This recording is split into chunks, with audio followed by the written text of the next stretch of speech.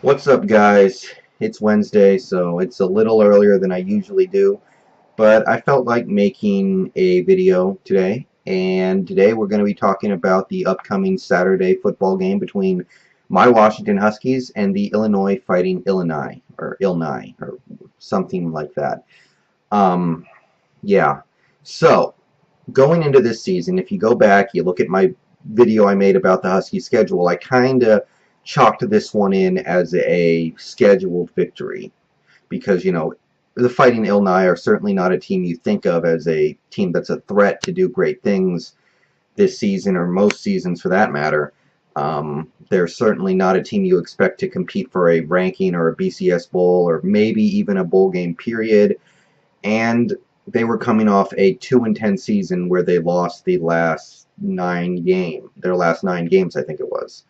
So yeah, obviously at the time, I kind of thought that's going to be a scheduled win.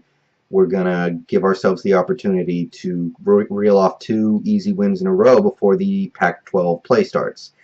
May not be the case. Now, it's 2 games. After 2 games last year, the Fighting Illini probably felt pretty good about themselves. So, not necessarily meaning anything, but they're not a team that rolls over and dies every single year. And if you look back on their recent history, yes, the last several years, so you would say the current crop of players and the most recent one, they haven't really done much of anything.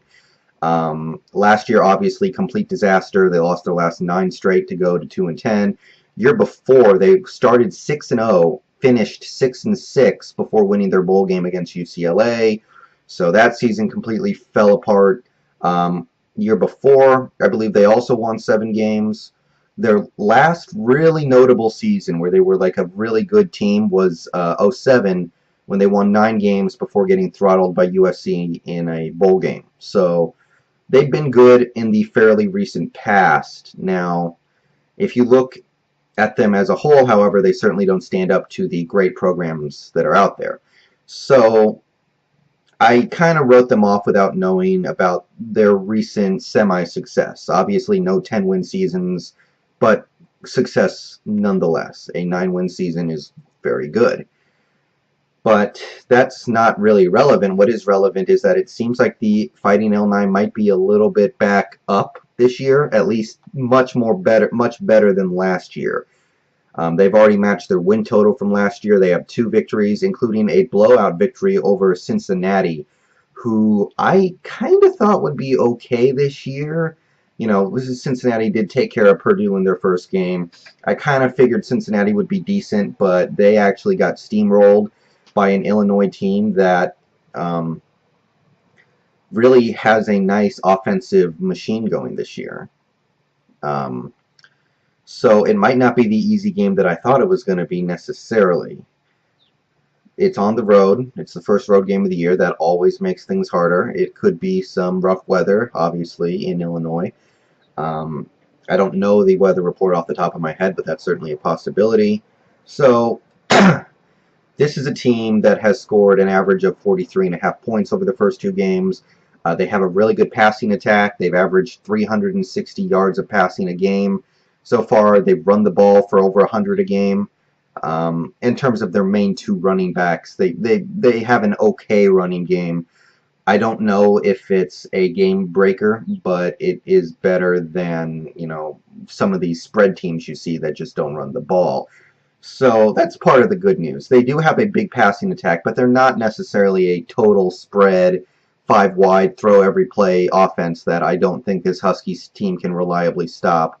They seem like a more normal type offense that leans toward pass. So I could see us handling that.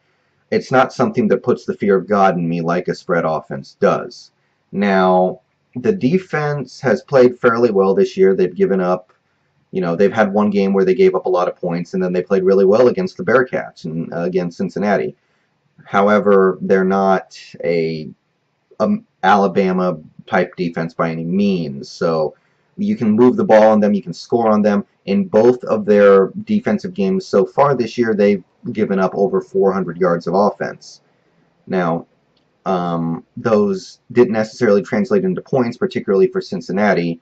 they could only turn 400 yards into 17 points.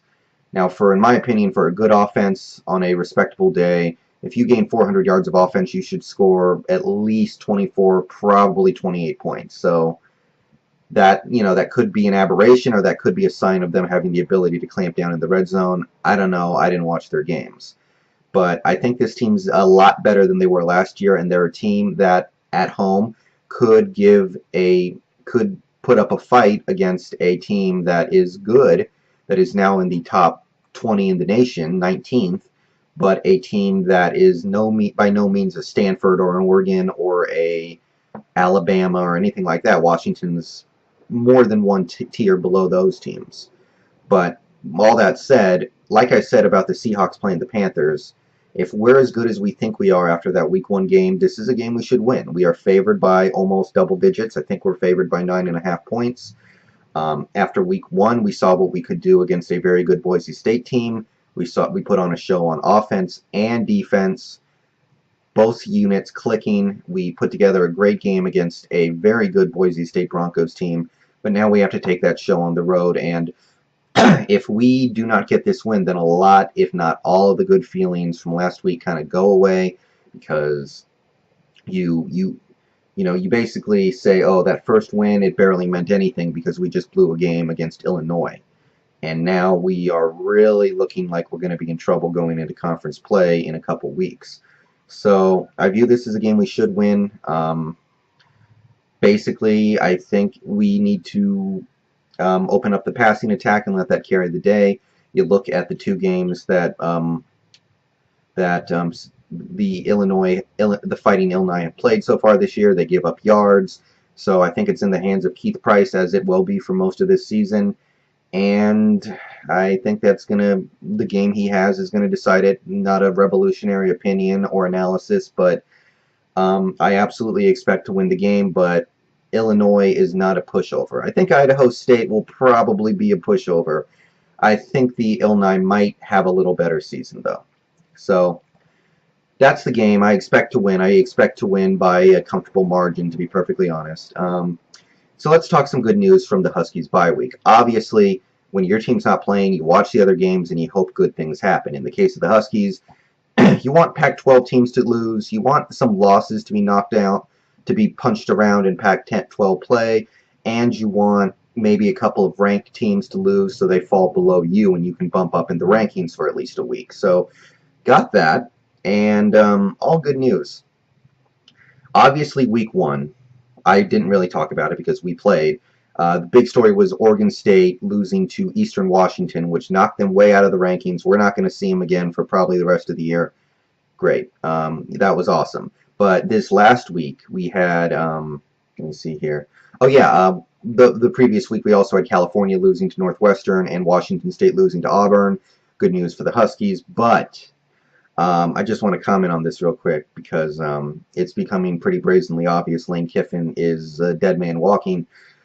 USC hosts Washington State and loses by a field goal in a game where neither quarterback looks like they belong on a college football field. I don't know that much about either quarterback, the Wazoo quarterback or the USC quarterback, but I watched that fourth quarter, every play in the fourth quarter, and I didn't see anything from either quarterback that indicated to me that they deserve to play in college football. But Washington State pulled out the victory, knocking USC to 1-1. They're obviously not going to be ranked for a while, probably, which is good news for us because, they were ranked a little behind us as it was. They were ranked 25th, but it's always good to see them get knocked off, get knocked out of the Pac-12 race. Now, granted, they are in the Pac-12 South. The relevance is debatable, whether or not it matters if they lose, but yeah, you always want to try to finish above your Pac-12 rivals, and every loss moves us one step closer to that. So it was good to see the USC Trojans go down. Thank you, Washington State. Doesn't mean we're going to take mercy on you later this year for the Apple Cup. Remember that. And this Saturday, we got to make it mean something, because if we drop this game, we won't be ranked anymore, and we're not going to see the rankings for a while. So let's hope a couple more losses get knocked around the Pac-12. Stanford kept my hopes up a little bit that they were going to lose to San Jose State. Nada. But that's what we got. See you later.